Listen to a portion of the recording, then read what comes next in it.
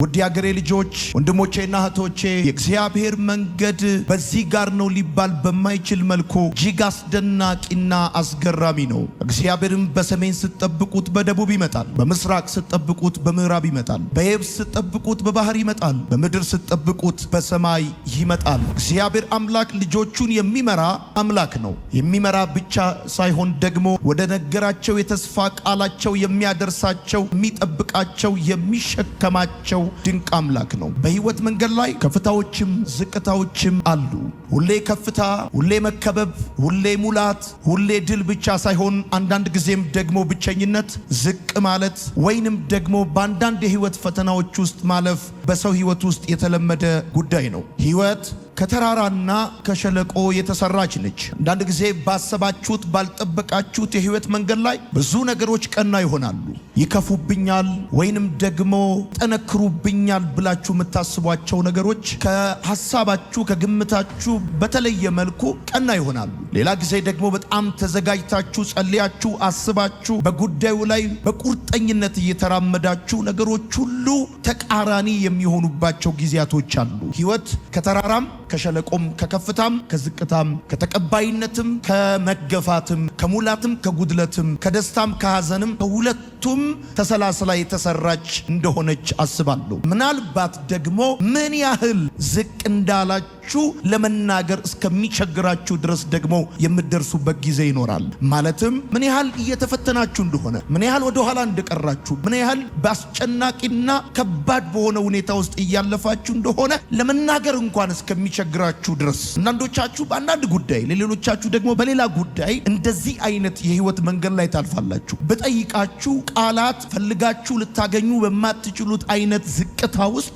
እያለፋችሁ ያላችሁ፣ መገፋት ውስጥ፣ ማዕበል ውስጥ፣ ተግዳሮት ውስጥ ወይንም ደግሞ የህይወት ጥያቄ ውስጥ ባልጠበቃችሁት የህይወት ጥያቄ ውስጥ ያላችሁ አላችሁ። ምናልባት ከ10 ከ15 ዓመት በፊት ተማሪ በነበራችሁ ጊዜ ከወላጆቻችሁ ጋር ስትኖሩ ፕላን ካደረጋችሁት፣ ካሰመራችሁት፣ ከታያችሁ ከዛ ነገር በተቃራኒው እየኖራችሁ ያላችሁ ሰዎች ትኖራላችሁ። ደግሞ የሚገርመው እግዚአብሔር አምላክ በግልጽ አማርኛ በሚገባችሁ ቋንቋ ለእናንተ 1 2 3 ብሎ ነግሯችሁ ሲያበቃ ከዛ በተቃራኒ ቋንቋ በምታጡለት የህይወት ማዕበል ውስጥ የምትደፈቁና በዛ ውስጥ እያለፋችሁ ያላችሁ ሰዎች በዚህ ውስጥ ልትኖሩ ትችላላችሁ። በጣም የሚገርመኝ ነገር በጣም ፖቴንሻል ያላቸው አቅም ያላቸው ትልልቅ ነገር መስራት የሚችሉ ሰዎች በተደጋጋሚ ጊዜ በተስፋ መቁረጥ ስሜት ውስጥ ያልፋሉ። ወዳጆቼ በሸለቆ ውስጥ ስታልፉ እሱ ብቻ አይደለም፣ ህይወት ወደማትፈልጉት አቅጣጫ እየሄደች እንደሆነ ይሰማችኋል። እናንተ የምትፈልጉት ወደ ሌላ አቅጣጫ እንድትሄድ ነው፣ ህይወት ደግሞ ወደ ሌላ አቅጣጫ እንደሄደች ይሰማችኋል። ምክንያቱም ያ ጊዜ በሸለቆ ውስጥ የምታልፉበት ጊዜ የዝቅታ ጊዜ ስለሆነ ዳዊት በጠላቱ በሳኦል እጅ ሊሞት እንደሆነ እንደተሰማው እምትሞቱ መስሎ ሁሉ ሊሰማችሁ ይችላል። ከምታልፉበት ዝቅታ የተነሳ ማለት ነው። አሁን እኔ ይሄን ዓመት እሻገራለሁ፣ አልፋለሁ፣ ይሄን ሁኔታ አልፌ ሰው ሆናለሁ፣ እቆማለሁ፣ አሸንፋለሁ እስከሚመስላችሁ እስከሚመስላችሁ ድረስ በእንደዚህ አይነት በሸለቆ ውስጥ የምታልፉበት ጊዜ ቀላል የሚባል አይደለም። ይሄ የተቀባ በእግዚአብሔር የተወደደ እንደ ልቤ የተባለ ሰው በሞት ጥላ ሸለቆ ውስጥ ባለፍኩ ጊዜ ብሎ ካለ አንተ የቱንም ያህል የተማርክ የተመራመርክ ብትሆን፣ ጌታን የምትወድ ብትሆን ሁሌ በከፍታ ሁሌ በሙላት ሁሌ በስኬት ላታልፍ ትችላለህ። አንዳንድ የህይወት ምዕራፎችን ከሚስት ጋር አትሄደውም። አንዳንድ የህይወት ምዕራፎችሽን ከባልሽ ጋር አትሄጂውም። አንዳንዱን ከጓደኛ ጋር አትሄደውም፣ ከቤተሰብ ጋር አትሄደውም። ብቻህን እግዚአብሔር አንተ እንድትሄድበት ያሰመረልህ የሚያሰምርልህ መንገድ እንዳለ ማወቅ አለብህ። በሸለቆ ስታልፍ አንዳንድ ጊዜ ደግሞ የሚሰማህ ነገር ምንድነው? እግዚአብሔር እንደሌለ ወይም እግዚአብሔር እንደተወ ሁሉ ይሰማል። በእንደዚህ አይነት ሁኔታ ውስጥ ሆኜ እግዚአብሔር ከኔ ጋር እንዳለ በምንም ማብራሪያ ልታሳምነኝ አትችልም እስከምትል ድረስ ሁኔታው የሚያስረዳ የምታልፍበት ጨለማ የህይወት ፈተናውና ክብደቱ የሚነግርህ ወይ እግዚአብሔር እንደሌለ የለም። እንደዛ እንዳለው አገልጋይ ማለት ነው። ከከበደው ፈተና የተነሳ አብረውት የሚያገለግሉ ሰዎችን ጠርቶ ወደ ቢሮ አስገብቶ ዘግቶ እኔ እምላችሁ አለ እግዚአብሔር ግን አለ ብሎ እንዳለ እሱ እኮ አለ ብሎ ሰብኳል፣ አለ ብሎ ዘምሯል፣ አለ ብሎ አገልግሏል። እግዚአብሔር አለ ብሎ እግዚአብሔር በሱ ተጠቅሟል። ነገር ግን ከሚያልፍበት የህይወት መንገድ ክብደት የተነሳ እግዚአብሔር እንደሌለ ሁሉ እንደተሰማው አስታውሳለሁ። እግዚአብሔር እንደተወህም ይሰማል በሸለቆ ውስጥ ስታልፍ። ወዳጆቼ እግዚአብሔር ግን የተራራም የሸለቆም አምላክ ነው። እግዚአብሔር በተራራ ላይም ይሰራል፣ እግዚአብሔር በሸለቆ ውስጥም ይሰራል። ምናልባት በሸለቆ ውስጥ የምታልፍበትን ምክንያት ላታውቅ ትችላለህ። ወዳንተ ህይወት፣ ወዳንተ አገልግሎት፣ ወዳንተ መንገድ፣ ወዳንተ ጥሪ ስመጣ ምናልባት በሸለቆ ውስጥ የምታልፍበትን ምክንያት ላታውቅ ትችላለህ። ለምን እንደዚህ አይነት ቅርቃር ውስጥ እንደገባ፣ ለምን ህይወት እየታገለ ፈተና እየበዛብህ እንደሆነ፣ ለሌሎች ሰዎች የቀለለ ለአንተ ለምን እየከበደ እንደሆነ ምክንያቱን ላታውቅ ትችላለህ። ምክንያቱን የሚያውቀው እረኛው ነው። ሲዝኑን፣ ጊዜውን፣ ሰዓቱን እየጠበቀ አንተ የት መሰማራት እንዳለብህ፣ እንዴት መግባት እንዴት መውጣት እንዳለብህ የሚያውቀው እረኛክ ነው። እረኛክ ደግሞ ሲመራክ ሁሌ አያማክርህም። እረኛክ ሲመራክ ሁሌ አይነግርህም፣ ሁሌ አያብራራልህም። ከመልካምነቱ ከደግነቱ ከበጎነቱ የተነሳ እሱ እረኛክ ይመራሃል። ለምን ያህል ጊዜ ነገራችሁ ሳይናገር ሳይፈወስ ሳይከፈት ነገራችሁ ሳይለወጥ እንደምትቆዩ አታውቁም። ላታውቁ ትችላላችሁ። እግዚአብሔር ነው የሚያውቀው። ምናልባት እኮ ቢነግራችሁ እርፍ ትላላችሁ። በቃ ትጠብቃላችሁ። ያንን ቀን በቃ ያንን ቀን ትጠብቃላችሁ። መቼ ነው የሚፈወሰው?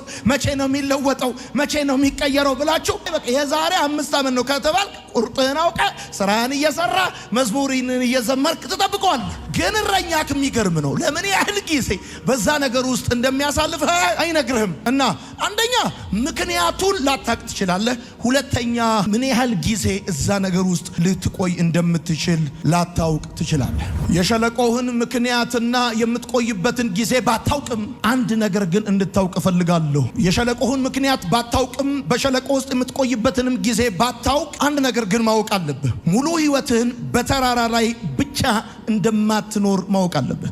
እየታጀብክ ብቻ፣ እንደሞላልህ ብቻ፣ እንደተቀበሉ ብቻ፣ ሰዎች እንዳጨበጨቡልህ ብቻ በቃ ውጥት ድርግ ግዝት ብልት ልብስ የሚባል ሁልጊዜ በተራራ ላይ ብቻ ኖረ እንደማትጨርስ ግን ማወቅ አለብህ። በተለይ ፕሮግራም ካለብህ እግዚአብሔር በአንተ ህይወት ላይ ዓላማ ካለው ትልልቅ ነገሮች በውስጥ እንዳሉ ከምታውቅ ከሆነ ሁሉንም ህይወትህን በተራራ ላይ እንደማትኖረው ማወቅ አለብህ። የሆነ የእድሜ ጊዜ አለ፣ የሆነ ቀናት፣ የሆኑ ወራቶች አሉ ዳውን በሆነ ሁኔታ ውስጥ የምትገባበት። ይሄን ማወቅ አለብህ በቃ።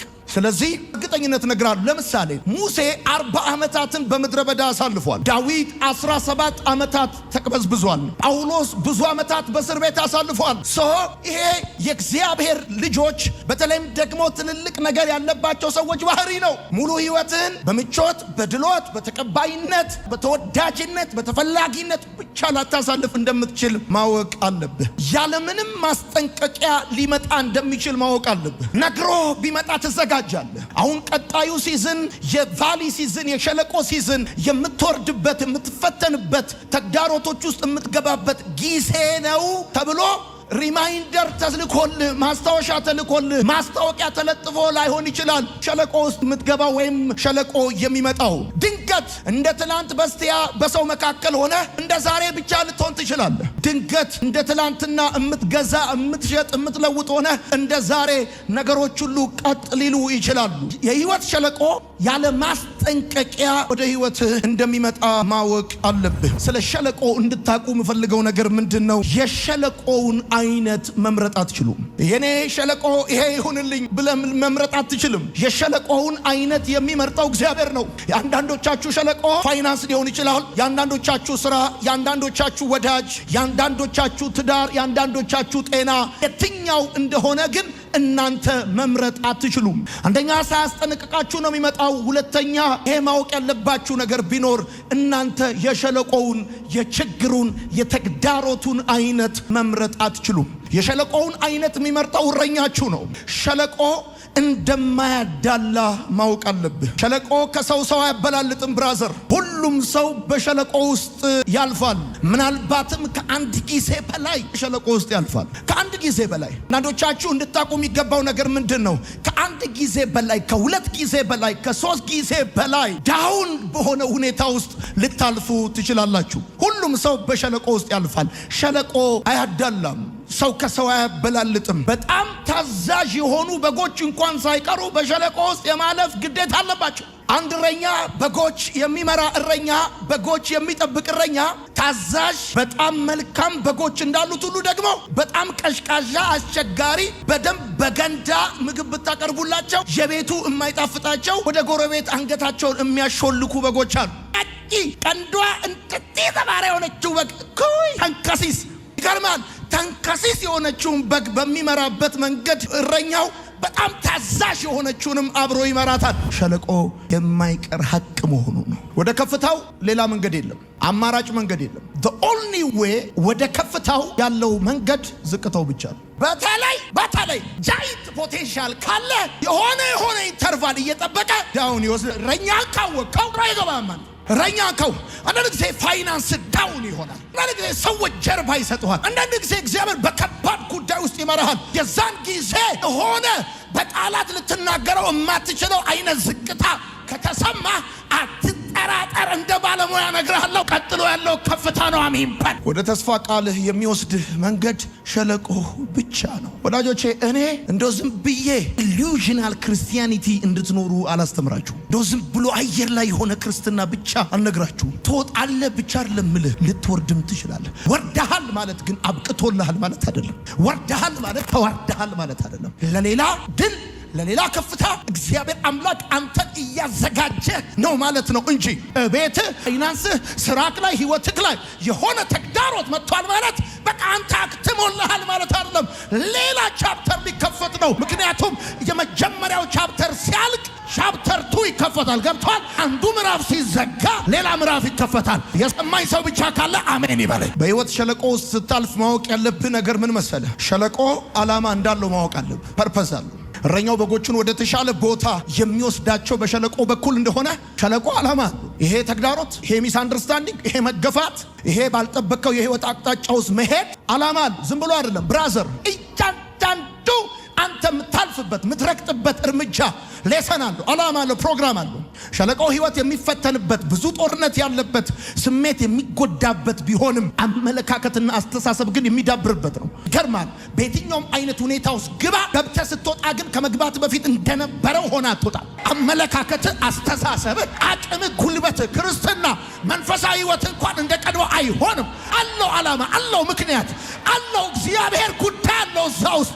እየሰማኝ ያለ ሰው ካለ አሜን ይባላል። አለው ነገር እንዲህ አብዝቶ ዝም ካል ጠላቴ ሆይ ደስ አይበልህ፣ ቢመሽም ለኔ ቀን አለው ጉዳይ። ዝም ብሎ አይደለም በጨለማው በኩል የሚመራኝ፣ ከባዱ መንገድ የሚመራኝ ዝም ብሎ አይደለም። ይገርማል።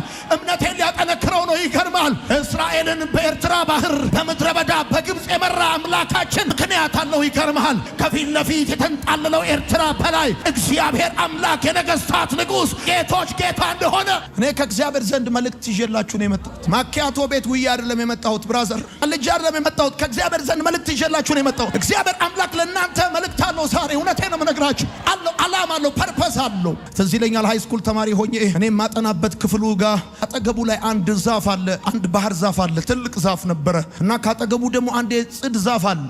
እያጠናው እያለ አንዳንድ ጊዜ ከባድ ንፋስ ሲነሳ ባህር ዛፉን በመስኮት በኩል አየዋለሁ። መሬት ነክቶ ይመለሳል። ከዛ የደረቀው ነገር ይራገፋል። እዱ ግን ክንችር ብሎ እንደቆመ ነው የሚቀረው። ይገርማል። እና አንድ ቀን በመስታወት በኩል አየሁ። የሚነሳው የትኛውም ንፋስ ህይወት የሌለውን ነገር አራግፎ እኔን ይመልሰኛል እንጂ ወድቆ አያውቅም። ፈተና ሊነሳ ይችላል፣ ተግዳሮት ሊነሳ ይችላል፣ ማዕበል ሊነሳ ይችላል። ነገር ግን ከህይወትክ ላይ መውደቅ ያለበትን ነገር ይጥለው ይሆናል እንጂ አንተን አይጥልህም። መንገድን አያቆመው።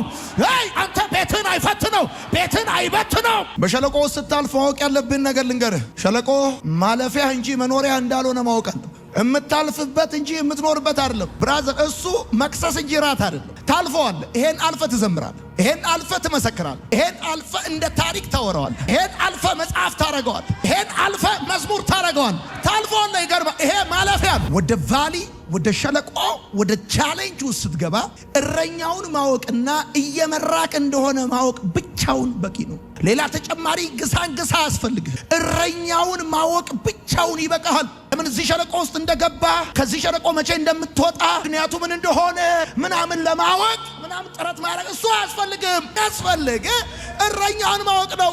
እንደዚህ እግዚአብሔር እረኛዬ ነው። እሳ አይደለም፣ ታላቅ ወንድሜ አይደለም፣ ጉልበቴ አይደለም፣ አቅሜ አይደለም። እግዚአብሔር እረኛዬ ነው። የሚያሳጣኝም የለም። በለመለመው መስክ በረፍቱ ዘንድ ይመራኝ። ነፍሴን መለሳት፣ ስለ ስሙም በጽድቅ መንገድ መራኝ። በሞት ጥላ መካከል እንኳን ብሄድ አንተ ከኔ ጋር ነህና። በሸለቆው ስታልፍ የሚጠቅምህ እነማን እንደተውህ፣ እነማን እንደረሱ፣ እነማን እንደሚያወሩብህ አይደለም ማወቅ የሚጠቅምህ እረኛን ማወቅ ነው። እረኛ እግዚአብሔር ነው ማለት ነው። በቃ አለቀ። እግዚአብሔር ላንተና ለእርሱ ክብር በማያመጣ መንገድ እንደማይመራህ ማወቅ አለብህ።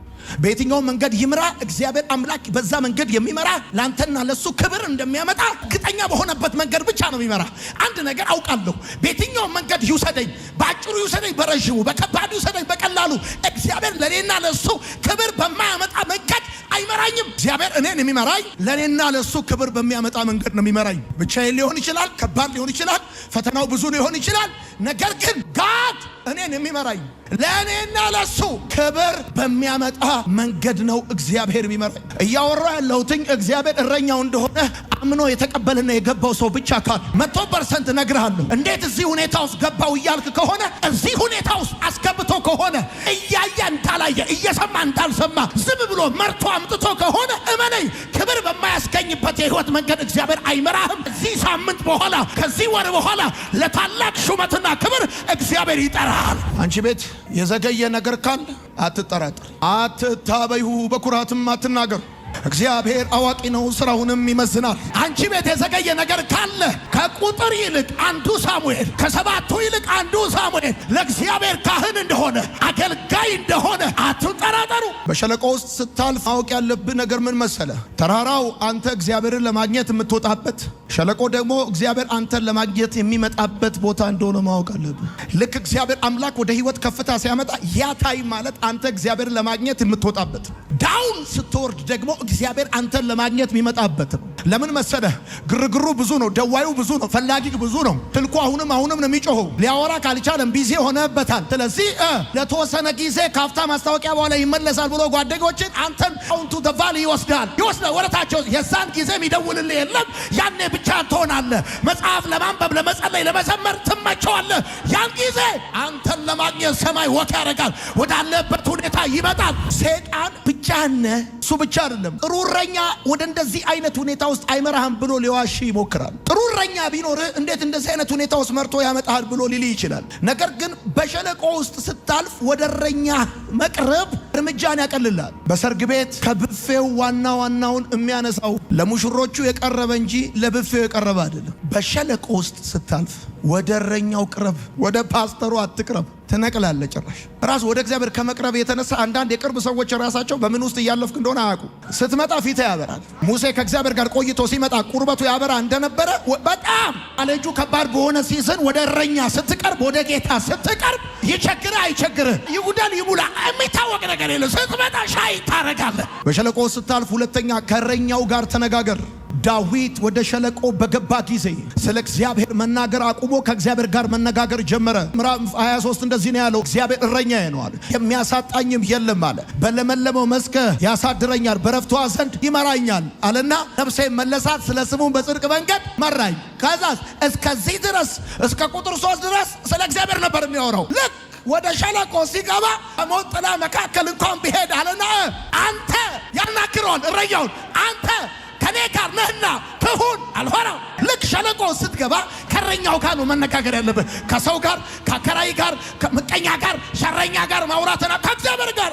በሞት ጥላ መካከል እንኳን ቢሄድ አንተ ከኔ ጋር ነህን አናግረው። እግዚአብሔር ትኩረትህን በእረኛው ላይ ብቻ አድርግ። ትኩረትን በሁኔታው፣ በጨለማው፣ በገደሉ፣ ድረበዳው፣ በምታየው፣ በምትሰማው፣ በሚነገረው ላይ ማድረግ ትተህ ትኩረትህን በእረኛው ላይ አድርግ። ሸለቆ ቋሚ መኖሪያ አይደለም፣ ማለፊያ መንገድ ነው። ሸለቆ መክሰስ ነው፣ ራቱ ሌላ ነው። እምነት ልታብራራው የማትችለው መኖር ነው። በሸለቆ ውስጥ ስታልፍ አመስግነው። በተራራው በኮረብታውና በሸለቆዎች ውስጥ እግዚአብሔር ምንጭን ይሰጣል ይላል። እኔ የምጠብቀው ምንጭ በተራራና በኮረብታ ነው። ፋዘር ግን አሰራሩ ልዩ ነው። በሸለቆ ውስጥ ሁሉ ምንጭ ይሰጣል። ኢየሱስ ጌታ። ማንም ደግሞ አይደፍነው። የሚገርመው ሶደሬ ነው የሚያደርግልህ እግዚአብሔር። አሜን በል።